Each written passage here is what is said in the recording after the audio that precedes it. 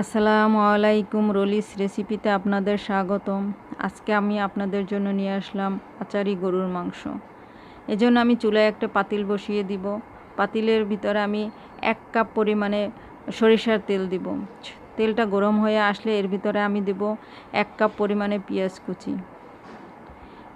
পেঁয়াজটা একটু নাড়াচাড়া করে তারপরে এর ভিতরে আমি দেব 2টা তেজপাতা, 3 টুকরা দারচিনি আর 5-6টা এলাচ। আমি কয়েকদিন ভিডিও দিতে পারি না, আপনাদের সাথে কোনো ভিডিও শেয়ার করতে পারি না, কারণ আমার ব্যস্ত সময় কেটেছে।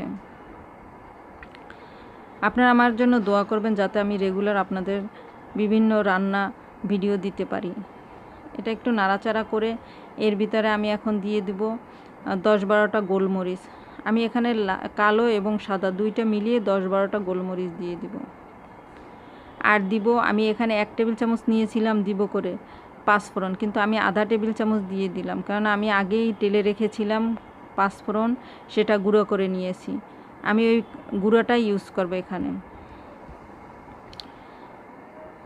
এই তো একটু ভাজা হয়ে এসেছে, হালকা বাদামি কালার। এখন এর ভিতরে আমি একে একে মশলাগুলো দিব। প্রথমে আমি 2 চামচ গুঁড়ো মরিচ দিয়ে দিব। এখন এখানে একটু পানি দিব আমি, কারণ মশলা না হলে পুড়ে যাবে। তারপরে এখানে দিব আমি 1 চামচ হলুদের গুঁড়ো আর 1.5 চামচ আদা বাটা আর 1.5 চামচ রসুন বাটা দিয়ে দিব। আমি মাংসটা তো 1.5 কেজির মতো নিয়েছি, সেই পরিমাণটা দিয়েছি। আপনারা কম বেশি রান্না করলে সেই অনুযায়ী মশলা দিয়ে নেবেন।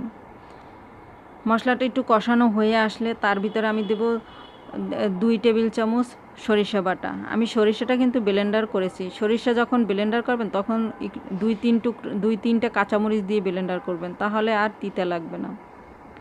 এখন আমি মাংসটা দিয়ে দেব। আমি এখানে হাড় চর্বি সহ 1.5 কেজি পরিমাণে গরুর মাংস নিয়েছি। এখন এই মাংসটাকে আমি দিয়ে একটু নাড়াচাড়া করে পরিমাণ মতো লবণ দিয়ে দেব।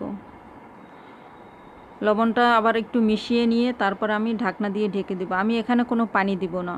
মাংস থেকে যে পানি বের হবে ওই পানিটা দিয়ে আমি মাংসটাকে ভালো করে কষিয়ে নিব। এই যে দেখতেই পাচ্ছেন কত পানি বের হয়েছে, আর আমার একটা মাংস লাভ দিয়েছে। আমি ওটাকে উঠিয়ে আবার ধুয়ে মাংসের ভিতরে দিয়ে দিলাম।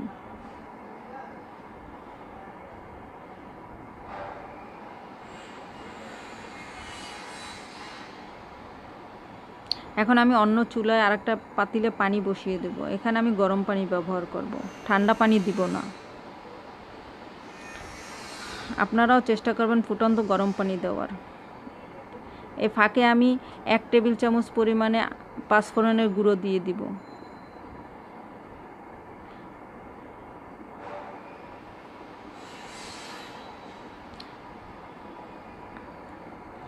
দিয়ে একটু নাড়াচাড়া করে নিব ভালো করে, কি পাঁচফোড়নটা মশলাটার সাথে যাতে মিশে যায়।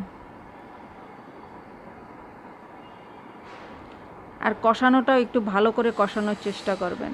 আর এখানে আমি এখন দিব গিয়ে আমার বানানো আচারের নিচের যে মশলাটা থাকে সেই মশলা একদম 1 চামচ আমি দিয়ে দিলাম সেই মশলাটা। আপনারাও চেষ্টা করবেন বাসায় আচার থাকলে আচারের নিচে যে মশলাটা জমা হয় সেই মশলাটা দেওয়ার, তাহলে টেস্টটা আরও বেড়ে যাবে। আর এখানে আমি এখন 8-10টা শুকনো মরিচ দিয়ে দিব। আর কি মোটামুটি আচারের মশলা সবগুলোই অল্প অল্প করে দিতে হয়। এখন এর ভিতরে আমি যে পানি ফুটিয়ে রেখেছি 4 কাপ পরিমাণে পানি দিয়ে দিব। এর বেশি আমার পানি লাগবে না। এখন আমি ঢাকনা দিয়ে ঢেকে রাখবো। ঢাকনা উঠিয়েও ফেললাম, এটা আর আপনাদের ভিডিওতে দেখালাম না। এখন এর ভিতরে আমি আস্ত 2টো রসুন কোয়াগুলো বের করে সেগুলো দিয়ে দিলাম। তো রসুনটাও এখন একটু সেদ্ধ হবে, একটু ঢাকনা দিয়ে ঢেকে রাখতে হবে। এখন লাস্টে এসে আমি দেব এখানে আধা কাপ পরিমাণে পেঁয়াজ বেরেস্তা, 1 চামচ টালা জিরার গুঁড়া, আধা চামচ গরম মশলার গুঁড়া আর 1 চামচ আবার পাঁচফোড়নের গুঁড়ো দিয়ে নাড়াচাড়া করে মিশিয়ে নেব।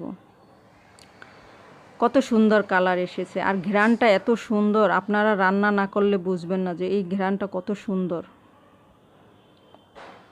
বাস তৈরি হয়ে গেল, আমার তেল ভেসে উঠেছে। এখন আমি এর ভিতরে আদা কুচি দিয়ে দিব। দেখারও সৌন্দর্য, আবার কাঁচা আদার একটা ফ্লেভার আসবে। এই তো আমার তৈরি হয়ে গেল আচারি গরুর মাংস। অবশ্যই আপনারা বাসায় ট্রাই করে খাবেন। আর আমি চাই সব সময় সহজভাবে রান্নাগুলো করার।